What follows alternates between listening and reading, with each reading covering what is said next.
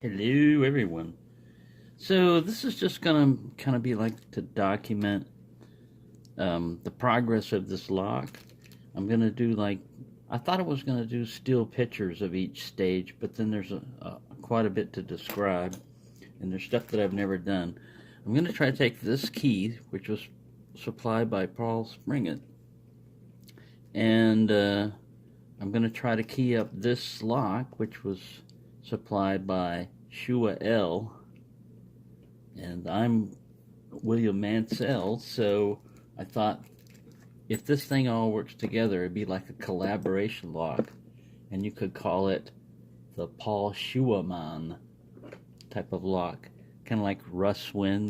They had the Russell and then Irwin. They combined the names, something like that. But anyways, that's what I'm gonna try to do. I've only made a key for a push key padlock once. All I've got is a Lishi key cutter and some files, but that should work. It should work. If not, I've got more blanks, and I've got plenty of pins here if I screw that up.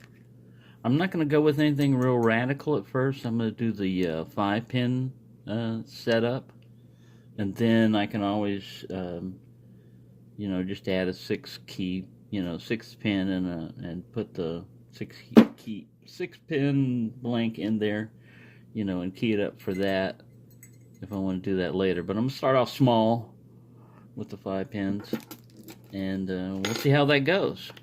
If I run into anything weird, I'll let you know. But I'll just do like little snippets like this and just show you what all I'm going through, because I don't have a key cutter, machine or anything like that, so that's what I'm going to have to do. Work with what you got. Alright, so my first step, I've got the blank key in here, the 5-pinner, and I've got a Sharpie that's ultra fine point. Let's see if this guy will focus. Oh yeah, ultra fine point, because it's got the little point on it. And I'm going to go through and just make sure that the key is pushed all the way in, the shoulder is up against the lock.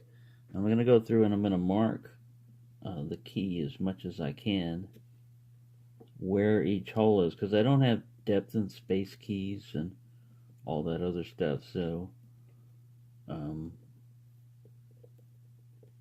this is how I'm going to do it.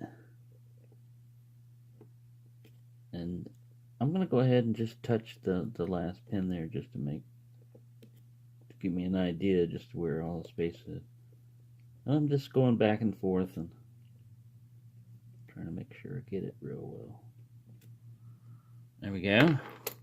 And now we take this out, and we can see the marks on the key pretty well. I'll just touch this one up where it didn't quite mark as much. Now I know where to cut. This guy, like I said, he barely.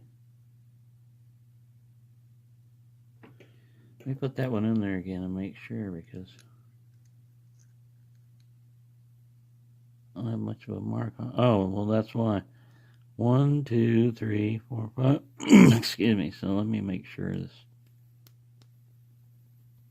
last one is marked real well. 1, 2, 3, 4. What's going on here? It's awfully strange. I might have to take something like a scribe, a metal scribe, or something like that, or sharp stick. Why don't you want to wear it? Because there's grease on you or something? Go back and forth real well. Well, it's marked real well in this, too. Who am I missing? 1, 2, 3, 4, 5. Having a problem counting here. Oh, there he is. He's marked. He's right there on the tip of the... There we go. Mystery solved. See? You can run into all kinds of problems doing this. So I got that marked. My next step is going to be... I'm going to get the key pins out. Let me get a little pinning tray also. I just dropped it.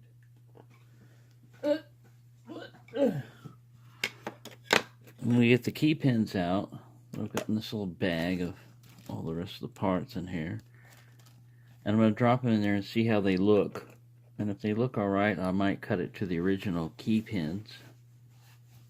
But I'm going to change up I'm not going to thread the Bible or anything like that, or the core, because it's not a challenge lock. I just want to repin it, get it keyed up, and have a working Lockwood. So we'll be at the next step here in a minute or so. I didn't know this thing was showing all the blue glare from my improvised stand. Alright, what I've done is I've taken this type of file that just has the serrations on the edge. This guy will focus here or not. But it has serrations on the edge. Then I went to the marks that I had on the key. Come on, focus you. And I filed on those because even though that's a nice Sharpie and everything, just handling this, the marks started rubbing off. And I went on the side too, but even those will rub off.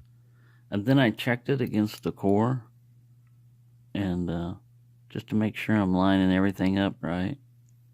And it looks like it's doing alright.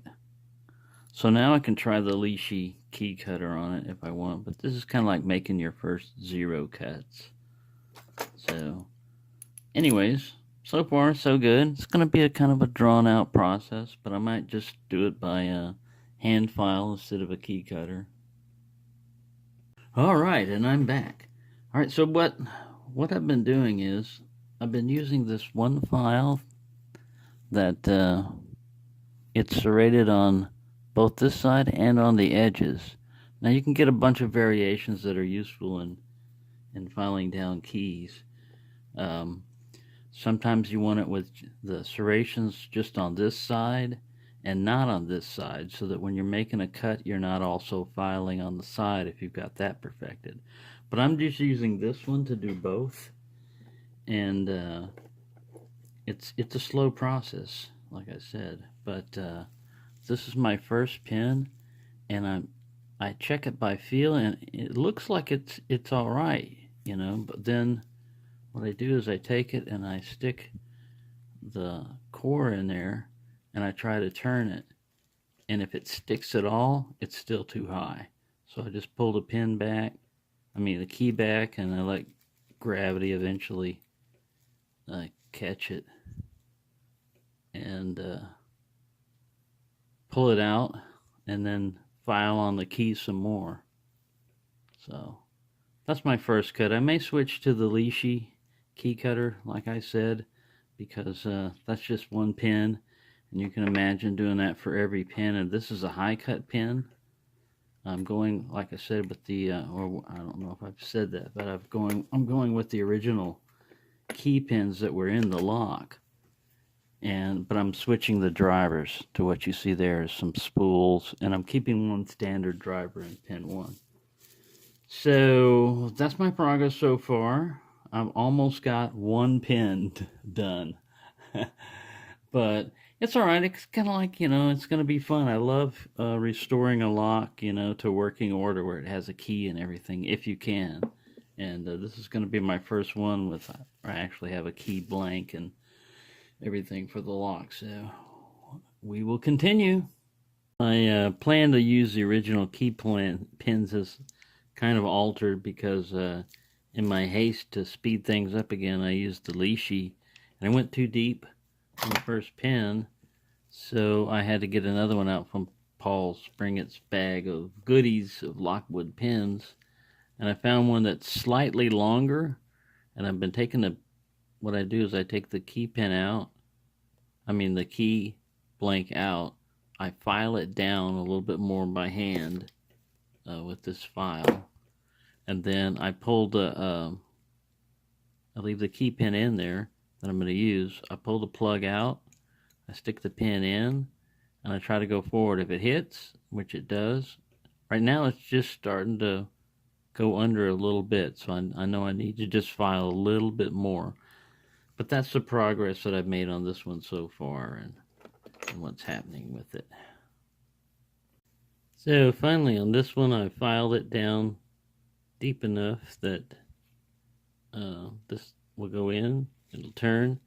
Now the true test is to put a driver and a spring in there and see if it'll turn and the key will extract. See, already I'm having an extraction problem, but that's just from not lining the, gotta make sure the core is lined up. I'm holding it together with my fingers. It works all right.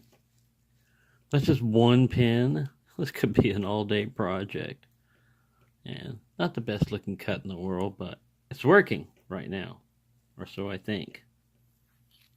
So, one down, 4 more to go. That's why I'm not doing a 6-pin on this also. It's all being done by hand. Hello everyone, and welcome to the completion of BAM! That is awesome. To me, that is awesome. A key that goes in, out, and works the lock.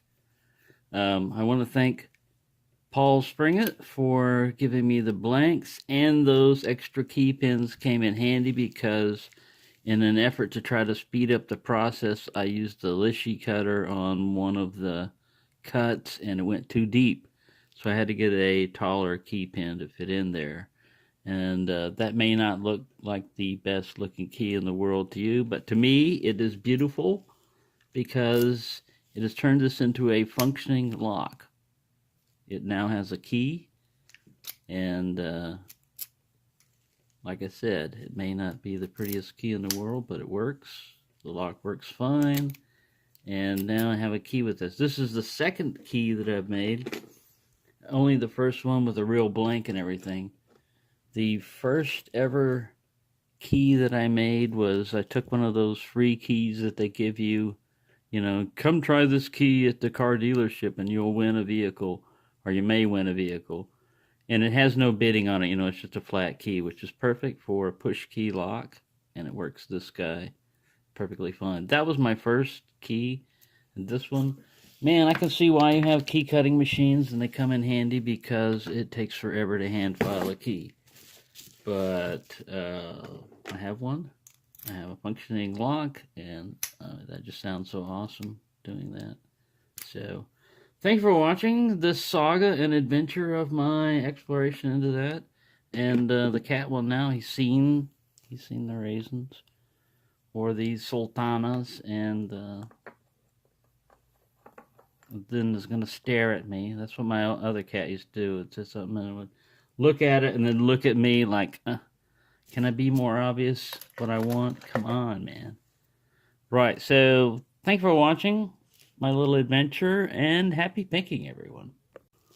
Oh, also, I don't know if I forgot to mention, Shua L also sent me this lock, and this wouldn't be possible, so, you know, like I said, it would be like a joint collaboration lock between Paul Springett, Shua L, and myself, so it's a Paul Schumann production.